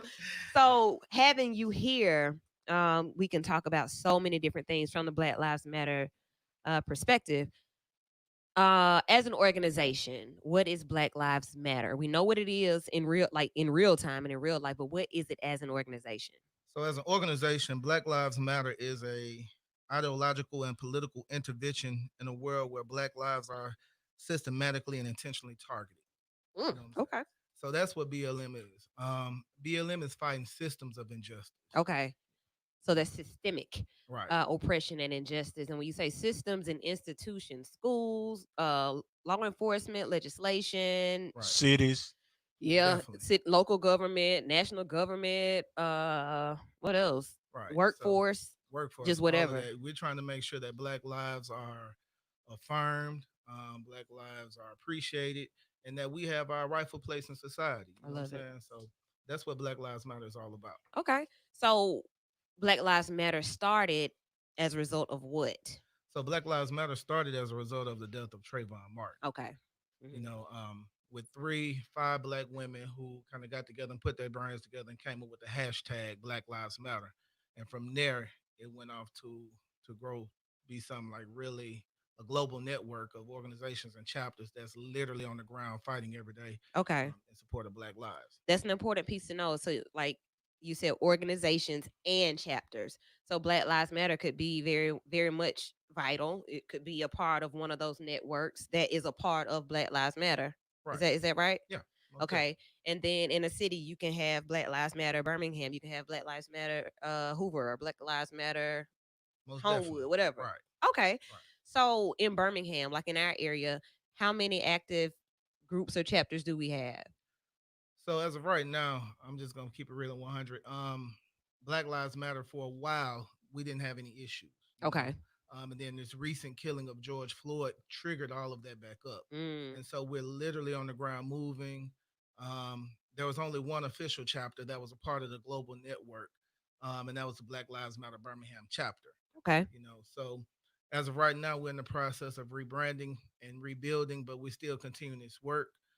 We're still on the ground every day, making sure that Black lives are appreciated, affirmed, and all that. And we doing this good fight right now. Awesome. So one recognized group of Black Lives Matter. And then I just want to jump straight to this before we go to break. If I want to be down, like for real, I don't want to just get a shirt screen printed, but like if I really wanted to be a part of, a giving part of, a thinking part, and moving part of Black Lives Matter, how could I join? So there are a couple of ways to join, and I tell people all the time, there are various ways to protest. You know what I'm saying? You don't necessarily have to be a member of Black Lives Matter. You know what I'm saying? If you can do something from your phone, you can make a phone call, you can write a letter, you can do anything, you know what I'm saying? But, if you really about liberation of Black people, it's not necessarily about a organization. You can join the SCLC, NAACP, Black Lives Matter, any organization, as long as they're fighting for liberation and freedom of Black people. Okay. We're going to keep fighting when we come back from this quick break. It's like really quick, like 2 seconds of quick. So you don't have to go far. Stay close. When we come back, we're going to talk more Black Lives Matter, more protests, more Birmingham, more blackness. We'll be right back in just a few moments. You're listening to Vital on V94.9.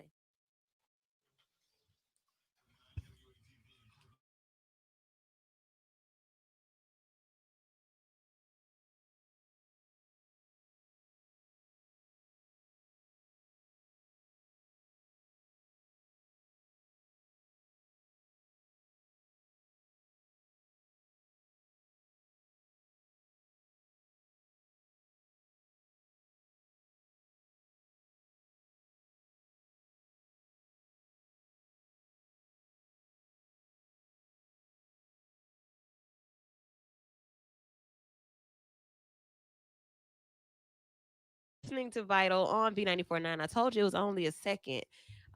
We still are talking everything Birmingham, everything Vital, and everything Black. That is just so amazing how the whole world has had to really, really do what we always do every day. The world has joined us in appreciating, respecting, and uplifting Blackness, and it's just amazing. I asked the question. I've been asking it mentally, and I may have said it out loud to a couple of people, but I wonder how it feels to be white in America now. This is a different space to be in. So now when I'm walking around, how I'm thinking, I'm like, oh, like it just does something to me to be able to look at people and wonder about the dynamics and to think about, for so many years we've walked around and felt uncomfortable. How y'all feel now? Like, what is it like? What do you feel? That's why I think we're seeing such an upsurge in like a bunch of hateful comments whenever something's going on. Is Man. because when people don't know how to deal with being uncomfortable, they Mhm. lash out, and Mhm. so it's just like it's so real. Let me tell you something. I play Call of Duty. I'm a Call of Duty guy, Okay. like hardcore. What is that? It's like a military game. But like Call of Duty has maybe one, two characters that are black. Hmm. But now it just stopped a few days ago. When I log on to play Call of Duty, a screen comes up and it says Black Lives Matter on Call of Duty. Mm. And I'm like, man, like you just got to me, I've always fussed and still played, but how they don't have a black representation of military people Yep. in there. But now even this, I mean, just good old boy game. Now they got Black Lives Matter. When you see major networks, when you see people who shun the phrase Black Lives Matter out of Mhm. fear of retaliation, Yeah, so do Blue uh, Lives Matter. So do yeah, but now yeah. it's like, I mean, it's a, and I want to say this too. I'm gonna insert this. We can't let painting the ground get us off. Mm. Cause I'm telling you, when I like it, but I just got a different theory about it. You know what I'm saying? But I just feel like don't think that the fight stops there, Yeah. because what'll happen is if we let it loose, we'll just be waiting till somebody else get killed and want to crank it up again. Yeah, it's gotta stay present. We have leverage now Yeah. that is unprecedented. Mm-hmm. And so it just, you got to keep your foot on the gas. I'm not a protester because I promise you. No, I'm not. I'm not a pro. I'm not a Okay. protester. Let me I was finna go. let me ask this question, Eric. Are you surprised? So what are your feelings about the amount of like public support that has come with this? When it's happened other times, we haven't seen, particularly on the white side. Well, specifically on the white side, we hadn't seen this many statements and outpouring of support and whatnot. So, how are your feelings now since this has happened? I mean, my feelings now since this has happened is definitely overwhelming, and I'm gonna shout out our white allies because we do have white allies in this movement, but we do also have white haters, and we're gonna be real about that. Yep. Before we kind of get led into this conversation, one of the things that we experiencing with as it relates to white people being uncomfortable is that white guilt. And so we literally see white people throwing thousands of dollars, you know what I'm saying, into this movement space. And it's good. But you know what I'm saying? We're not going to heal from what's going on until white people begin to have a conversation with their kinfolk about what racism is about. You know what I'm saying? How can we end it? And checking their own folk. You know what I'm saying? So it's good to donate $50,000 to remove a statue. It's good to put $10,000 on the ground. But when y'all gonna march down to Montgomery and demand that Kay Ivey change some of these policies, when y'all gonna stop holding elected officials' hands, I ain't gonna call no names, but stop holding these folks' hands and make sure, you know what I'm saying, they implement the policies, you know what I'm saying, that's really gonna put black lives in the position that we're gonna achieve and be And where they successful. matter. So let me ask you this question next. Where does, you said something about going down to Montgomery and getting with Kay Ivey on some of these policies? Where does Black Lives Matter play a role as far as legislation? So as far as legislation, we got we got a policy team. We got people that's really putting policies in place, and we've been making it ain't new. We've been making recommendations for years. We've been literally sending recommendations to the mayor, to the governor, to all elected officials for years. You know what I'm saying? And we continue to be ignored. And so now we have elected officials that's running around scrambling, you know what I'm saying, trying to figure out what they can do. And they putting up murals and they dedicating plazas and they renaming streets. You know what I'm saying? Had they been doing what they supposed to been doing from the get-go, then you wouldn't be having to do all of this. So now you're scrambling to remain relevant. So you mentioned renaming streets. And the biggest thing that hit the news this weekend was the recommendation from Birmingham City Council President William Parker he did an interview talking about renaming a section of 16th Street, specifically 16th Street and 4th Avenue North, Black Lives Matter Boulevard. That's absolutely insane. That's so insane. That's I hope he's listening. Insane, brother. It's plenty other streets in Birmingham. If you wanted to do Black Lives Matter Boulevard, you could have did it down 4th Avenue, down going towards the freeway. Let's talk about I've- all the places it could have I'd been. Let's say name some more. short. You said That's short short 20. I 20th. like short 20. Where's short 20? Right behind Like City Hall. where they What you tore the saying? statue down. Okay. That street. Okay. That would make sense in this. Third city. Avenue West. Where else? You got to get to the mic. It's okay.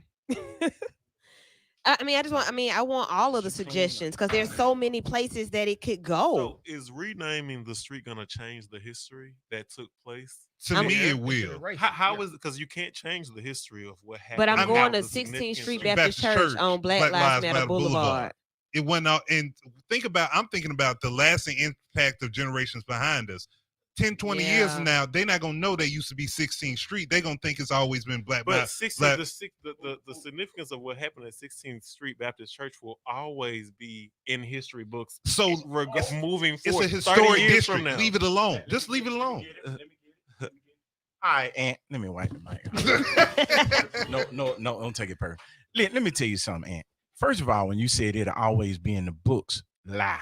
Because there is a push right now to erase our history or rewrite our history.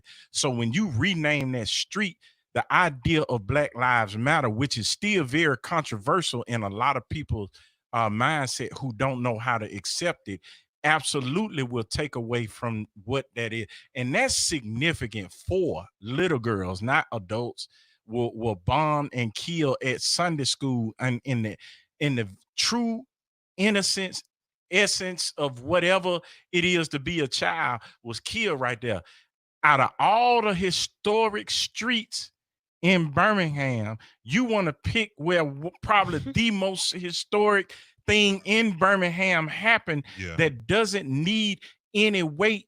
I mean, it's just it don't make no sense. So you can look, go a block over. I know you're coming back. Before you come back, right? You could go a block over. You can go on the block. You can go on the block of the avenue where the Civil Rights Institute is. Put it there. You could go to You Fourth put it closer Avenue. to A.G. Gaston. You could put it there. You could put it on 4th Avenue where the Black Historic District is. So somebody asked, well, I think the point is to put it in an area where people need to know that Black Lives Matter. I said, which is everywhere. Therefore, you could put it on 19th Street in Ensley. You can put it on 19th Avenue in Bessemer. I mean, it would make sense just to rename that section of First Avenue South. They painted Black Lives Matter Boulevard.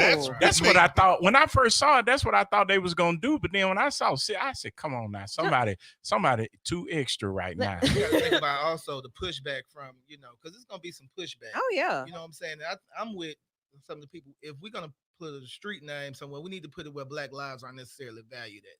So when we talking about, let's put it on 280, where the intersections of Mountain Brook, Hoover, and Birmingham all meet in the same place. Yeah, you know what I'm yeah. saying? If we really gonna be radical. Yeah. Just be honest about it. Or Summit Parkway. Right. I get those, but I want Black lives to matter everywhere. So like if you adopt this one street that needs to really signify some history and some historical value, where is that place in the city that is not already established? Well, you got 8th Avenue. I mean, you may not need to. I like those examples they named, but you don't necessarily need that in the city. The point why it was renamed, what started all this street paint in the first place, was DC's mayor. There we go. Painting Black Lives Matter on the street leading up to the White House. That was That matters. a message. Yeah. So, like Eric said, where can we put it where it's gonna send a message? Can you put it in those intersections? Yeah, and somewhere where it can send a message. It's gotta be thought provoking. Exactly. Look at like now. So I think a lot of people confused, whose job do you all feel like it is to teach your children history? I like that as well. Because a lot of people leave it to the schools. And don't get me wrong, when I was in grade school, like elementary, I learned Black history from my school because I went to a predominantly Black school. Yeah. But then when I went to a PWI, they didn't even teach. It wasn't. I was like, okay, so Black History Month. I'm getting excited thinking I'm gonna have a project, and they're like, no, we don't have a Black history project or assignment. We're gonna talk about England and the 13 colonies. Like, oh my goodness, I'm gonna be sick that day. So it goes back to the point you made when you said it's gonna always be in the history books, but you just said yourself that certain stuff wasn't in the books, and who will we lead to tell them? So if the uneducated are left the job to educate, then how do the kids become educated? It doesn't matter if the street is Black Street Lives Matter or 16th Street Matter. If you don't take the time out to make sure that your children know the history of Birmingham yourself as a parent or guardian or whatever, then none of that really matters. So people fighting about the fact that, oh, it's going to change so much because you're changing the name of this. And if you don't take that time, because this a lot of that's not taught in school. So it's your job to educate your children. So it doesn't matter if it's Sesame Street. It's your job to teach your children the value and the significance of that area, in my opinion. And I'm just gonna be 100 with you. Honestly, I can care less about a street name, to be real about it, until we start changing policies and putting policies in place. You know what I'm Germaphobe. saying? We ain't getting nowhere, and we got to remain focused. Like Blue said, we got to stick to what really matters. Yeah. You know what I'm saying? Show me that Black Lives Matter when you fighting for Cooper Green Hospital and there's indigent care in Yeah. place. Show me that Black Lives Matter. That'll when be a we- good street. You know what I'm saying? When we fighting to have a livable wage, we fight the state for home rule, because right now we couldn't even get $10 passed in Birmingham because the state said hell no. So, you know what I'm saying? That's what we need to be fighting for. You know what I'm saying? Those kind of things, until we see those type of policies, you know what I'm saying, in place. And that's like when you understand that Birmingham is helpless. Because I remember when I was working at City Hall when that happened. They passed the $15 an hour thing. Was it 15? Yeah, I think it was. Yeah, I think it was was some 15. significant. Yeah, Mo Brooks. Yeah, Mo Brooks. Yeah, And the the other guy. the fastest a They- piece of legislation has ever Man, been. I'm through talking about they Alabama. went and wiped it out, because guess why? Because they people called them and said, "Hey, I Yes, need you to do something, because I ain't paying people fee." So they had to, so that's what I'm saying. Like, we got to take advantage of this momentum to do stuff that's gonna last and actually make a difference. Absolutely. So with the momentum that's happening, Black Lives Matter does not. You all don't disband when something. Okay, yeah, everybody kind of stopped talking about it, so we're not gonna be having meetings and stuff anymore. We're just gonna kind of chill until the next thing. That's not how it works. You're continuing to work. Right. So We what gotta are keep some next steps? So some next step is, like, make sure you connect with the local organization. We definitely need our faith leaders involved in this, because we can't do it all alone. Our elders need to connect with our youth. Yeah. You know what I'm saying? BLM, we need NAACP. NAACP need BLM. Yeah. All of us gonna have to literally come together if we're gonna really have some footwork and we're gonna really make a change in it. So I just advise people to connect with an elder, connect with people. You know what I'm saying? It don't necessarily got to be BLM led, but just do something to advance the plight of Black lives. Connect with the organization that's on the ground doing the work, not just taking pictures and Cash apps, and everything else like that. Like a lot, and see, that's gonna be a whole nother discussion. A lot of people taking cash apps and Venmo and PayPal, and we don't know where this money's going. You say it's going towards one cause, so that's the flip side of our people pimping our opportunity. own people. Yeah, Look, taking advantage of the opportunity. So make sure you're putting your funds, your time, and effort towards reputable organizations that are actually have a track record of doing work on the ground. Yeah, and we can name them. We can name some, but we have one that's here, and I think that everybody knows we know what the shirt means. Eric has on a shirt tonight that says Black Lives Matter, but what does that work look like? Like, actually getting people to understand how much Black Lives Matter, and like who's trusted in the community to be able to relay those messages for us and represent for us. So we talk about leadership. July 1st, we're doing a roundtable discussion about the agenda. This is what we want. This is who we need to be talking to about it. This is what this organization is bringing forth from their membership and their follow to help us create an agenda. I know that you all submitted a very detailed agenda and some ask to the police department, to the chief. Could you tell us a little bit about it? So, like I said, we've definitely been making recommendations to the chief and to the city of Birmingham for some years now. The city implemented that. They pushing the 8 can't wait. I think that we need something that's way deeper than 8 can't wait. And what does that mean? Eight can't wait. Like we've been hearing it, but I don't think like This is we've my all first heard time it. hearing it. I've heard it. So the 8 Can't Wait is a part of a national platform that most cities are adopting.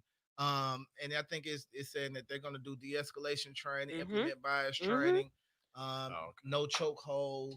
That they're type going to things. expound on the training because, as you all found out, they say that these things are already in place. A lot of Right. those trainers are already in place. But So I my feel thing like is- this is the reason that they are in place and not effective is because you got people who look like them and act like them who are teaching you how to not choke people who because me and Ari had a debate about the girl getting slammed on Facebook not too long ago. Okay.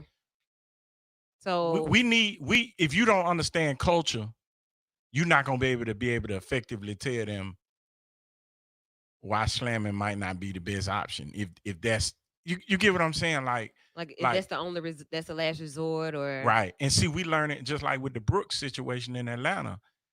That officer was involved in another shooting that just got cleared this February. So he has history of responding that way. So it's just, we talked about it. They need some real G's in there teaching them how to deal with real G's. Yeah. Yeah. Was that a part of what you So, asked? part of our ask is definitely making sure that we have citizens oversight, making sure that we have community power, something that's beyond a committee that's merely offering recommendations. You know what I'm saying? We need to be having some conversations about community members being able to hire, fire, and also put out disciplinary action. You know what I'm saying? And so that's some of the conversation we're having. We need to have a conversation about ending these police checkpoints that's predominantly used in minority areas of minorities, like the housing communities. That's definitely predatory.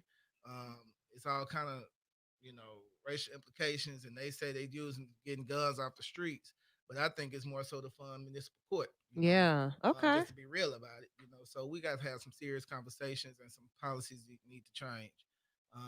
Also, the ending police chases. It's very unfortunate that we lost so many lives. We had a baby just passed this year as a result of a police chase. Yeah. You know what I'm saying? So we definitely need to have some real conversations about what we need to do about eliminating Right, police I'm with chases. that. That's good. They had one last night in Mobile Mhm. where a man lost his life. Well, a lady and her mama lost his life, and the man running from the police. On where they at though last night, they had a video of a guy running from the police around the Heritage and ran into a Yeah, motorcycle, I and saw they putting the that, cover over him. Yeah. Like police chases.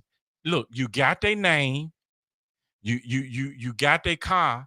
Meet them at the house. Meet them, yeah. They not going but too bro, far. you and then what a lot of people don't know is the city actually has a cap on how much you can get in a civil lawsuit when a city employee is involved. So now you putting my family at risk and gonna pay me a 100, 200,000. You done lost your mind for somebody stealing some speeding ticket. Wow. Bro, that's what y'all Those need to are push some that. great. Yeah, those are some great asks. Any other pieces of I don't want to say legislation yet, but these things can very well become the laws and things that we abide by and that we practice within hiring and things like that. But what else are you all working on right now, or anything else that you're working on as far as activities or efforts? As of right now, what's really important, and unfortunately, we have to be fighting a pandemic in Yeah. a pandemic.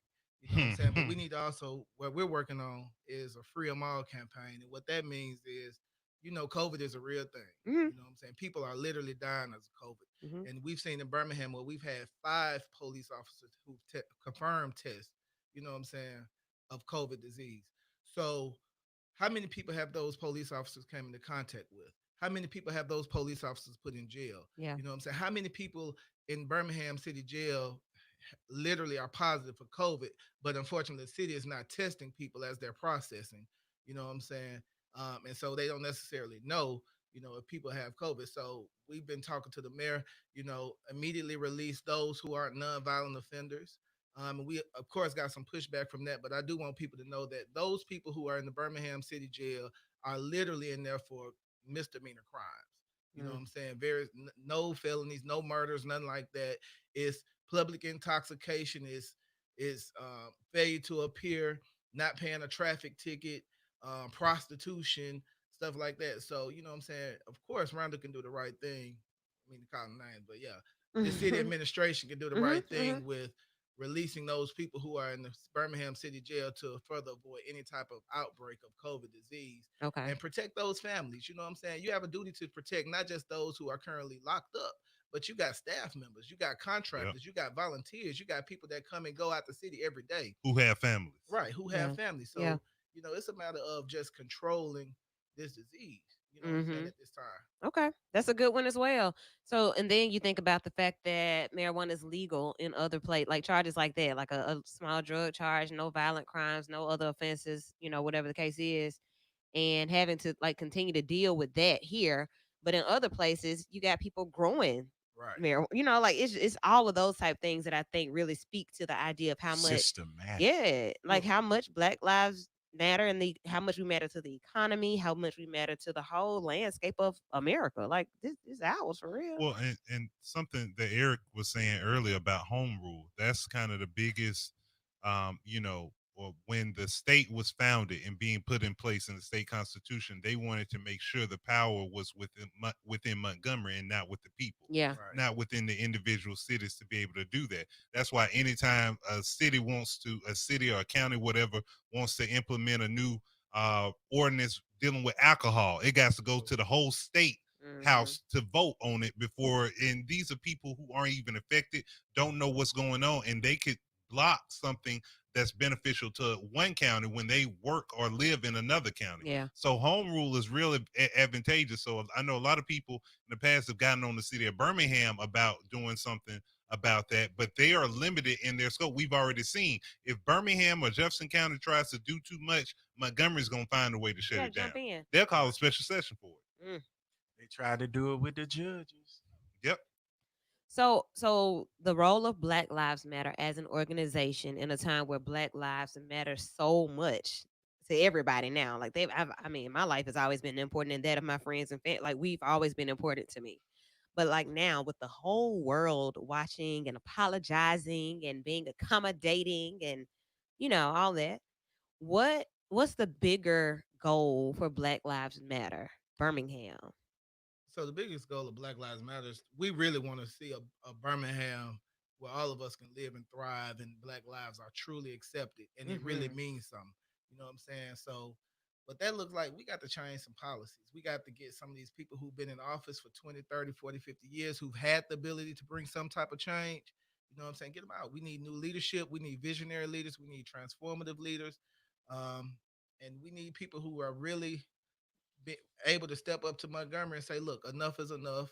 You know, if we got to take buses to Montgomery to demand that we have some home rule and we create some civil unrest in Montgomery until we get what we want, then we need to keep fighting. Man, Yeah. I I'm saying? ride And with you so on that home rule I want to issue see a 'cause it's mayor so who annoying. willing to say, look, man, look, my hands are tied, but if y'all willing to ride with me to Montgomery, then let's go to Montgomery and we're going to demand that we get some action. If that mayor got to get 5 other mayors on his side and we all go to Montgomery together, yeah, let's go. So that's the call to action. When you hear the opportunity to get up and be a part of something, as opposed to, just continuing to make Facebook statuses, to troll other people's posts, and to actually make something happen. You may not be the protester. You may not be one that's going to pick it and have a sign. You may not be one to even call into radio shows.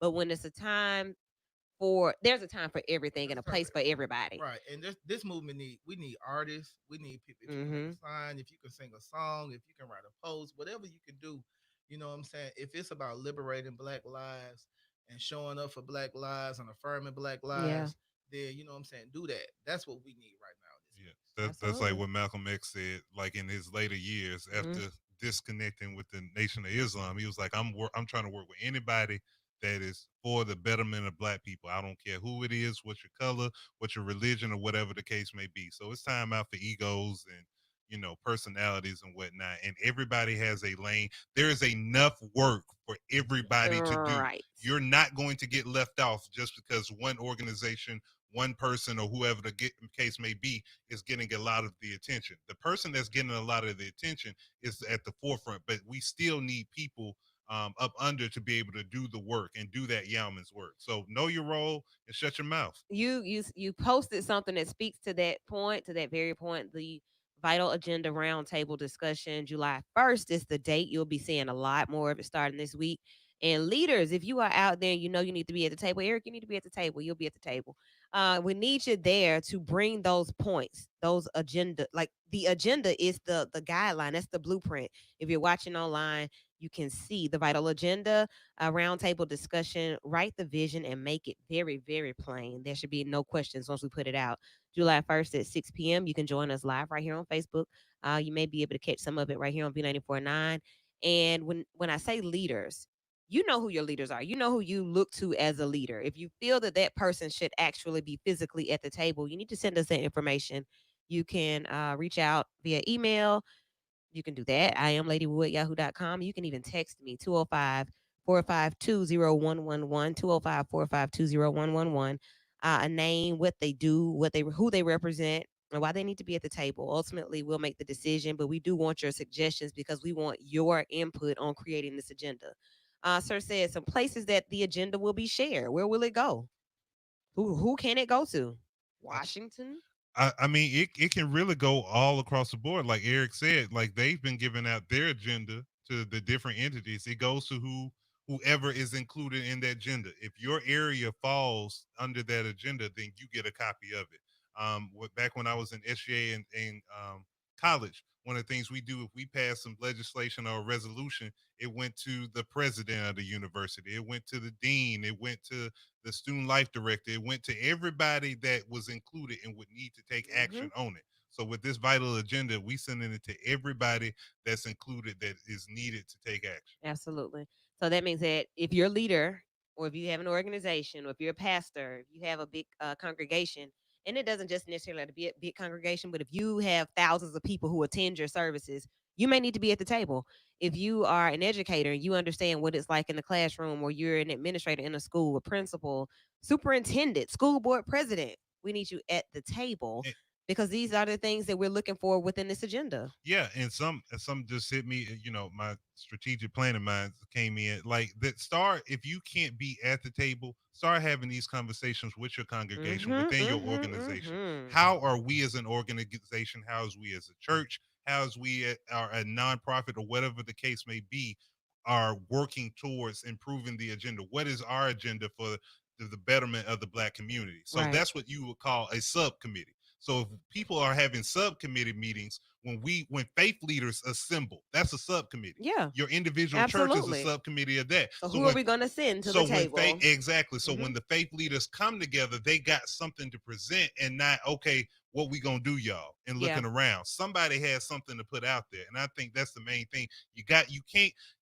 demand and ask for a seat at the table if you don't have anything to bring. Absolutely. And there it is. Very simple like that. We've already heard from some groups and their leaders. Hey, we want to be represented at the table. We've heard from the healthcare field. We've heard from health and minorities. We've heard from that area. We've heard from LGBTQ. We've heard from some church, some faith-based leaders. So we've heard from several people. We want to hear from you and be very, very strategic about who's going to help create the agenda, because we don't want anybody at the end of the day saying, hey, that ain't what we wanted. We want reparations. Nobody was at the table talking about reparations. Okay, so do we have a group that's creating what that reparation package looks like? They need to be at the table. So in order to do that, 205-452-0111 or email I am ladywoo@yahoo.com. And we'll also, yes, everyone matters. However, right now we're talking about how much Black Lives Matter. Reach out. We'll get your leadership to the table. We appreciate all of you for tuning in tonight. Eric, thank you for coming tonight just to kind of jump in on the conversation about what you all are doing and about that street name and everything else. And we'll bring you back throughout the time that everything is still really going to see how we can all assist with Black Lives Matter. Once again, happy Father's Day. Guys, you got a couple more hours to enjoy. Do such, and we'll talk to you on next Sunday. Peace.